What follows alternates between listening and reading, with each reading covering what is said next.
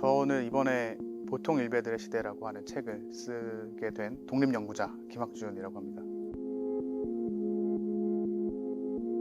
이 책은 사실 2014년도에 제가 석사학위 논문을 받은 것을 이제 원전으로 해서 이제 최근에 있었던 여러 사례들이나 추가적인 데이터들을 가지고 사실상 완전 좀 개고를 한 글이라고 할 수 있습니다. 학위 논문을 작성하던 시점부터 생각했던 어떤 문제의식들이 능력주의라는 말과 굉장히 딱 달라붙는 면이 있었고 한번 정리를 해야 되겠다 그 생각을 했던 게 사실 이번에 책을 내게 된 제일 직접적인 계기가 아닐까. 일베가 문재인 대통령이 이른바 서민 코스프레를 하면서 앉았던 의자가 알고 보니까 굉장히 비싼 임스였나요? 수백만 원짜리를 호가하는 그런 거였더라. 당시 후보를 이른바 저격하는 그런 행위들을 할 때 사실 진보 온라인층에서 굉장히 깜짝 놀랐거든요. 이런 놈들이 다 있어 이런 거였겠죠. 근데 오랫동안 온라인에서 좀 방귀깨나 껐다는 사람 입장에서는 왜들 저러지 싶은 거였어요. 이른바 진보랄까요? 리버럴 정당의 후보에게 그런 맹비난을 하는 경험들을 일단 처음 느꼈다는 것 때문에 새로웠겠지만 그 놀라움이 저에게는 오히려 더 되게 생경하게 다가왔던 거예요. 원래 있었던 친구들인데 사람들이 그 원래 있었다라는 거에 대해서 너무 모르시는구나. 이 친구들의 어떤 멘탈리티랄까요? 행위 양식 같은 것들이 어떻게 조금 구성이 되어 왔고 그것이 의미하는 바가 무엇인가를 좀 봐야 되겠다라고 한 게 이유입니다. 온라인 커뮤니티 행동에서의 자원이랄까요? 그런 것이 사실 웃음이거든요. 이 아이디를 가진 사람이 대단한 사람이야 라고 인정받는 굉장히 핵심적인 요소 중에 하나는 웃길 수 있는 능력이거든요. 남성이다, 여성이다, 어느 학교를 다닌다와 같은 어떤 것이 아니라 단순히 웃기는 능력 하나만으로 인정받을 수 있는 것. 빵 터지기 시작한 거는 역시 인증대란이었던 것 같아요. 당시에 이미 루저들이다 라고 하는 평가들이 굉장히 많았어요. 그러니까 거기에 반발해서 아닌데? 나 서울대 다니는데? 치대 다니는데? 이렇게 자기 학생증이나 이런 것들 막 인증하기 시작합니다. 내심 공감을 많이 했던 네티즌들에게는 이거 뭐지? 라는 생각이 좀 들었던 것 같아요. 그런가 하면 이제 박근혜 대통령 당선 이후에 좀 상대적으로 좀 완만하고 안정적으로 게시글의 양이라든지 이런 것이 유지되는 시점이 있어요. 그러다가 이제 탄핵을 기점으로 무너지는 시점들이 좀 나타나거나 조국 사태를 전후로 해서 댓글들이 많이 생성되고 하지만 굉장히 크게 이제 붐업되는 시점들이 좀 나오거든요. 가장 대표적인 게 강남역 사기 사건과 곰탕집 성추행 사건이었나요? 그런 내용들이 일부 있었던 걸로 좀 보이고 일베라고 나 이마에 붙이고 나온 거나 마찬가지인데 껄렁껄렁 나타나지 않았을 거라고 하는 약간 인지상정이 하나가 있고요. 몇몇 인터뷰들은 준비된 1등 시민이고 사실 우리가 하는 생각들이 그렇게 나쁘지 않아 와 같은 걸 굉장히 혁신하고 있는 모습들을 좀 보였던 것 같습니다. 그리고 실제로 그런 분들은 여러모로 자기 개발에 좀 많이 투자를 하셨거나 하고 있거나 하는 분들이셨어요. 저도 심지어 회사원도 아니고 원생에 불과한 사람이라고 이미 소개를 했는데도 사회성 혹은 어떤 그런 예의 이런 것들에 난 되게 철두철미해 라고 하는 것들을 훈련을 많이 했다라는 게 좀 드러났던 것 같아요. 자기 표현들을 좀 최대한 절제하고 그 친절함을 통해서 사람들과의 어떤 관계들을 유지해 나가는 사실 그런 것들에서 사실은 피로가 굉장히 쌓이거든요. 그 피로들을 저는 좀 느꼈던 것 같습니다. 그런 어떤 피로들이나 짜증이나 화 같은 것들을 한 번에 풀어낼 수 있는 어떤 백그라운드 그런 어떤 무대 뒤편으로서 기능을 하고 있다는 것도 인지를 하면서 좀 이해를 해야 될 것 같아요. 실제로 전 40대 50대 일베 이용자들을 만나긴 했어요. 그 낙인이 효과가 나한테 올 거야 라고 하는 생각을 훨씬 더 강하게 하셨던 것 같아요. 아무래도 근데 직장이나 사업체가 있으시거나 처자식이 있다 이런 경우에는 훨씬 더 자신이 드러내기 좀 어려워하셨던 것 같고 그러다 보니까 저로서는 라포를 형성하기가 너무 어려웠고 그나마 지역 안배라도 하자, 학벌 안배라도 하자 였던 결과가 인터뷰 10명입니다. 북한은 사실 그 내용들을 좀 살펴봤을 때 정말 우리가 전통적으로 알고 있는 보수의 레토릭은 아니라는 거죠. 불구대천의 원수라기보다는 저 짜증나는 것들에 좀 더 가까운 것 같아요. 내부의적인 종북이라고 판정되는 정치인들에 대한 비난들은 아까 말씀드린 것처럼 굉장히 많습니다. 뭐가 종북인지 자기네들은 잘 모르겠으나 종북은 나빠에 대한 건 기본적으로 있는 것 같아요. 호남 어렵지 않아요. 사실 5.18 광주민주화운동을 기념하는 그날 전후로 해서 많아질 것 같지만 생각보다 그렇지 않고요. 사실 가장 엑스가 모인 데가 어디냐면 전남 중에서도 신안이에요. 그 섬노예 때문이에요. 섬노예.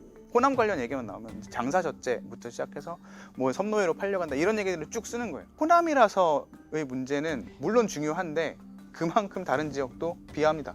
호남 혐오가 문제시되기 전에 사실 제일 많았던 건 어딘지 아시죠? 대구예요. 고담 대구. 기본적으로 서울이나 수도권 이외의 지역은 다 미개한 거거든요. 기본적으로는 이제 지역 혐오 있죠. 없다고 할 수 없는데 중요한 미미라는 것도 사실 잊어서는 안 된다. 여성은 줄어든 적이 없습니다. 목소리라고 하는 큰 카테고리를 제외하면 여성은 언제나 넘버원입니다. 김치녀와 같은 호명을 포함해서 의례에 가까워요. 김치녀라고 하는 거는 정의가 될 수가 없는 존재예요. 왜냐하면 여성의 나쁜 점들을 전부 다 하나하나 다 모아가지고 새로운 캐릭터를 창조합니다. 예전에 된장녀랑 굉장히 크게 다른 게 된장녀는 그냥 허영심 많은 여자였어요. 그 사람은 특정이 되거든요. 김치녀는 그게 안 돼요. 특정이 안 돼요. 모두 다 김치녀가 돼요. 욕설을 제외하면 1위를 놓쳐본 적이 없는데 단 한 번 벌어지는 일이 코로나19 사태 이후에 중국입니다. 정확히 말하면 중국이 아니라 외국인 혐오인데 중국이 싫어가 팡 하고 폭발한 게 사실 코로나19였던 걸로 지금은 보입니다. 근데 이제 일베의 친화적인 친구들이 느꼈던 어떤 모멸감이랄까요? 혹은 수치심이 있는 것 같아요. 내가 이렇게 열심히 사는 사람인데 맨날 텐자트나 놀기나 하거나 뭐 농활 갔다고 자랑하고 맨날 술이나 처먹는 누구에 비해서 나는 항상 그거 저평가되어 있는 것 같아. 와 같은 어떤 기본적인 어떤 응어리진 분노랄까요? 이런 것들이 있었던 것도 같고요. 청년 실업에 대한 문제들, 그때 나왔던 친구들이 가장 많이 했던 이야기들이 결국 지방에서 올라온 나의 아버지가 어쨌든 뭐 서울에서 잡을 잡으시고 가정을 이루고 아파트 하나 사시고 지금까지 날 키워주셨어. 나도 서울에서 좋은 대학 나와서 좋은 가정을 꾸릴래와 같은 정상적인 가정에 대해서는 거의 의심을 하지 않는 것처럼 보였거든요. 그 지점에서 사실은 그들이 제일 누구보다 잘 아는 것 같아요. 그게 불가능하다 혹은 굉장히 어렵다는 거. 그런가 하면 여전히 거기에 로열티를 보여주고 있는 사람들이 있어요. 로열한데 이걸 자꾸 흔드는 거예요. 누가? 여자들이, 전라도가, 빨갱이가. 왜 어떻게 흔드냐? 여성은 나랑 일단 만나. 결혼을 안 해. 비혼을 하겠대. 너무 황당하죠, 그들 입장에서. 왜냐면 결혼을 해야 되는데 결혼을 할 수가 없으니까. 예전처럼 못 배운 여성으로서 그냥 가만 계셔주면 되겠는데 나보다 공부도 훨씬 잘해. 경쟁자야. 전라도 5.18로 대표되는 이른바 공정하지 않은 무임승차자들이잖아요.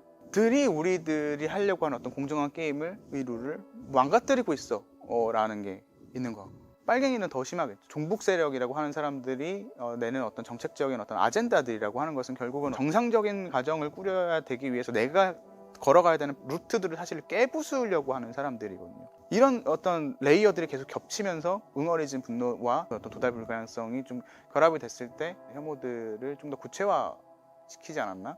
정말 유구하게 내려져 오던 어떤 평범성이라고 하는 걸 가지고 있다는 점에서 저는 이제 이 일베야말로 이상한 놈들, 괴물 이거보다도 어떤 한국 산업사회의 레거시를 정통으로 받은 사람들이고 한국의 어떤 통치 체제가 만들어낸 가장 성공적인 산출물이다라고 말하는 거예요. 자신의 젊음을 갈아바칠 준비가 되어 있으니까. 얼마나 훌륭한 노동력입니까, 말하자면. 문제는 평범을 추구하지 않은 사람들을 비난한다라는 게 제가 말한 이른바 평범 내러티브라는 어떤 이야기, 그들의 어떤 멘탈리티 되게 중요한 어떤 문제라면 문제인 것 같아요.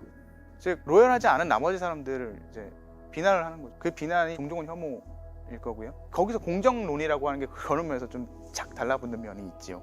근데 일베에서 보여주는 건 분명히 열광적이에요. 어떤 사건이 터졌다 열광적으로 댓글들이 수백 개씩 수천 개씩 달리죠. 그럼 이게 우리다 라고 하는 감각을 만들어내냐? 그거 아니다는 거죠. 연대가 없다라는 거죠. 사실 이 사람들에게는 심지어 자기들의 권리를 위해서 싸웠다라고 하는 성재기 씨가 한강에 투신하더라도 병신이 되는 거예요. 죽기는 왜 죽어? 그것도 뭐 실시간으로 죽네? 그걸 비웃는다는 거죠. 멍청이가 멍청한 짓에서 멍청하게 갔는데 그게 뭐가 슬프냐? 라고 하는 게 당대의 정서였어요. 그것보다는 좀 더 화나 짜증에 가깝지 않을까? 라는 생각을 좀 많이 합니다. 거치적되는 거잖아요. 평범함에 도달해야 되는 할 수 있는 어떤 길에 중간에 끼어들어서 내 권리 내놔와 같은 이른바 소수자들이 나타나 자기 권리를 하게 되는 것도 사실 너무 귀찮고 짜증스럽고 종종 뭐 PC다 라는 말로 비난받는 것처럼 소시오패스다 라고 하면 사실 그러면 이 사회에 너무나 많은 소시오패스가 있어서 이거는 너무 비극적인 것 같고요. 믿고 싶지 않고 사실도 아닐 거예요. 어떤 사회적인 맥락을 일부러 탈각화시킨다 혹은 탈맥락화시킨다 라는 점에서는 일부 그런 말이 맞을 수 있는데 저는 오히려 위약적이다라는 표현이 맞는 것 같아요. 그러니까 누가 죽었을 때 너 그 사람이랑 친해? 왜 울어? 라고 하는 게 정말로 그 사람이 전혀 공감을 못해서일까요? 아닐 수도 있어요. 아는 사람이 죽은 거야? 아니잖아. 왜 그렇게까지 슬퍼해야 돼? 라고 하는 반발심에서 위약적일 수 있거든요. 천인공로할 짓이죠. 그걸로 부정하겠다는 게 아니라 특정한 어떤 임계점을 넘은 감정에 대한 반발로서의 위약도 분명히 있는 것 같아요. 문제가 아니야 라면서 자신을 회복하는 어떤 과정이 일배적인 위약인 것 같거든요. 그건 일종의 반지성주의랑 좀 가깝기도 하고요. 저도 하는 것 같고 많은 사람들이 하고 있는데 그걸 조금 더 깊게 치고 나갔을 때 소수자다, 뭐 여성이다, 장애인이다 이런 사람들이 이런 거는 바꿔주세요. 이런 건 나 이것 때문에 불편해요 라고 하는 것들을 사실 개인의 문제, 네가 극복할 문제로 쳐버리는 그런 멘탈리티가 돼버리는 것 같아요. 그 맥락을 사실은 너무 자유롭게 넘나드는 것 혹은 어떤 맥락에 대한 상상력이 부재하거나 종종 거부하는 것이 사실 일배를 일배이게 하는 굉장히 중요한 어떤 키인 것 같다는 생각은 해요.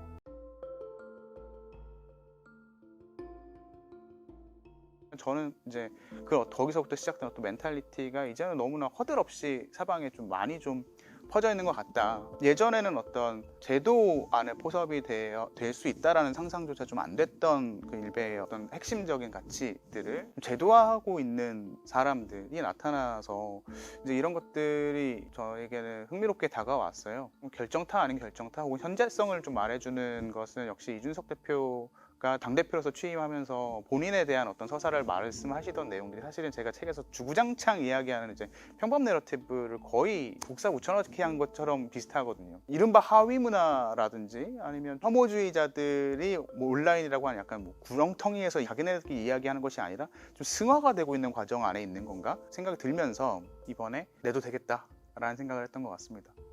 아까까지 말씀드렸던 평범 내러티브는 결국은 열심히 공부해서 좋은 대학 나와서 좋은 직장에 가서 가정을 꾸리는 것이라는 어떤 생애서사를 차근차근히 착실히 이제 이행을 하는 것에서 시작을 한다고 했을 때 이준석 국민의힘 대표가 취임하면서 한 인터뷰에서 사실 거의 정확히 본인이 그런 사람이다라고 선언을 하시거든요. 그런 점에서 저는 이제 기본적으로 제가 했던 말이 있으니까 충격을 일단 좀 크게 받았는데 사실 여성 관련된 아젠다를 끌고 가시는 방식이나 전장현 집회들에서 이슈 파이팅을 하시는 방식들이 사실은 논증의 형식상 굉장히 비슷한 형식을 띠고 있다는 거죠. 일단 맥락을 떼고요. 어떠한 특정한 사실의 배후에 있는 어떤 무언가가 있는데 배후는 일단 잘라내고 이 사람이 일으킨 특정한 이벤트들 중에서 가장 자극적인 걸 끄집어낸 후에는 이런 게 말이 됩니까? 라고 해서 상대방을 비난합니다. 그리고 상대방이 역공을 했을 때 전혀 또 다른 어떤 맥락을 또 끄집어내서 사실은 상대방을 흔들어 버리죠. 속칭 털리고 나오는 것밖에 못해요, 상대방은. 그리고 이건 여전히 한 번도 깨진 적이 거의 없는 것 같습니다. 이 와중에 이준석 대표가 정말 능수능란하게 하는 것은 사실 유머 그 자체거든요. 아마 JTBC에서 진행했던 썰전 라이브의 후반기에서 이준석 대표는 끊임없이 농담입니다 같은 말을 합니다. 그러면 사실은 농담 가지고 열낸 사람만 바보 되는 거거든요. 기가 빨리는 거예요, 그냥. 일베에서 논쟁들이 일어나는 방식은 되게 이렇습니다. 그 사람이 일베냐 했거나 안 했거나 저는 관심이 없어요. 그 말이 전혀 혐오 표현을 담지 않았다 하더라도 어떤 논쟁의 방식 그리고 그 논쟁의 과정에서 나오는 어떤 유머라든지 밈이라든지 사실들에 대한 조합 그리고 맥락에 대한 탈거 이런 것들이 사실 전부 다 일베의 형식이랑 너무나 같았기 때문에 기시감이 드는 거죠. 제도화됐다라는 표현을 저는 쓰는 편입니다. 이준석 대표와 일베의 관계를 봤을 때 펜코라고 해도 되죠. 당대의 20대 남성들의 어떤 정서와 의사소통의 양식과 논쟁의 형식, 논증의 형식 이런 것들을 완전 본인이 몸으로 알고 있고 그것의 엑기스를 뽑아서 제도화시켰다. 즉 현실 정치에서 그걸 어떻게 구현을 해야 되겠다와 같은 아젠다를 가진 사람으로 좀 보입니다. 저는 제가 현신이라고 규정했던 것처럼 저는 거의 많은 면에서 그들이 그리고자 하는 바를 본인 스스로 구현한 사람으로 보이고 그것이 사실 개인으로서는 굉장히 경탄할 만한 성과고 굉장히 존경스러운 어떤 부분도 분명히 있으나 한국 사회라고 하는 공동체를 만들어 나가는 데 있어서 어떠한 정말 기여를 할 수 있을까에 대해서는 좀 의심이 되는 면이 있어요. 궁극적으로는 우리 공동체의 어떤 방향성에 대한 좀 더 다른 목소리들을 좀 많이 들어야 되지 않을까? 특정한 집단들에 대한 배제를 전제로 하는 사람들이 많이 나타날 것이냐? 많이 나타날 것 같습니다. 일종의 세력화가 될 가능성은 점점 더 높아지고 있는 것 같습니다. 특히 이제 소수자를 배제하려고 하는 움직임들은 점점 많아지는 궤도에 이미 오른 것 같다는 생각은 듭니다. 특히 능력과 공정이라는 이름으로 일베가 갑자기 툭 튀어나온 거 아니고 반대로 말하면 이미 진보 진영에 해당하는 사람들은 예전부터 혐오 표현에 준하거나 그거보다 더 심한 발언들을 온라인에서 문제의식 없이 해왔다는 거죠. 이 사람은 강자니까 메이저니까 욕해도 돼. 이건 풍자야. 패러디야. 라고 굉장히 나이브하게 치고 넘어간 거예요. 예컨대 워마드에서 굉장히 심각한 혐오 표현이 명백한 말을 했을 때 이거 혐오 표현이야, 문제야 라고 규정을 제대로 못한 것도 비슷한 맥락이에요. 왜? 그런 것들이 우리 이미 다 공론장에서, 특히 학계에서 분명히 비판적으로 다뤄졌어야 돼요. 이 밑바닥에서 이야기되는 것들에 대한 어떤 관찰과 측정, 그리고 그것들에 대한 평가와 거기에 대한 디베이트라고 하는 어떤 이른바 근대 학문이라고 하는 어떤 장치가 잘 작동하지 않게 되는 문제들이 사실은 일베가 우리에게 주는 되게 중요한 충격인 것 같아요. 분명히 혐오가 오늘날 넘실대면서 일종의 정치적인 동원의 수단으로 제도화됐다는 것도 우리는 부정해서는 안 되겠죠. 그런 면에서 혐오사회다? 그거라면 인정입니다. 혐오사회라는 규정 그 자체에 좀 반대하는 편이에요. 특정한 어떤 사회가 됐다라고 하는 걸 없다가 생겨났다라고 했을 때 특정한 시기를 말할 수 있는 거잖아요. 저는 그렇지는 않은 것 같아요. 두 번째, 혐오라는 말이 과도하게 오염이 된 게 좀 있습니다. 사람들이 혐오를 극혐이라는 말이랑 헷갈려 해요. 극혐은 disgusting이거든요. 역겨워요, 역겨워. 근데 극혐하는 게 많아졌다는 말을 사람들이 많이 한다고 해서 갑자기 이게 혐오 사회가 되나요? 아니에요. 혐오라는 말 자체도 너무나 쓸데없이 확산이 많이 된 상태인 것 같아요. 본인의 어떤 생각이나 감정 같은 것들을 최소한 온라인 커뮤니케이션을 하는 과정에서는 가리거나 숨기지 않아도 되는 것과 연결이 되는 것 같아요. 그런 말을 하면서 느끼는 카타르시스가 많은 만큼 그런 말들 계속 보면서 나오는 어떤 굉장히 자잘한 피로들이 좀 쌓이는 것 같아요.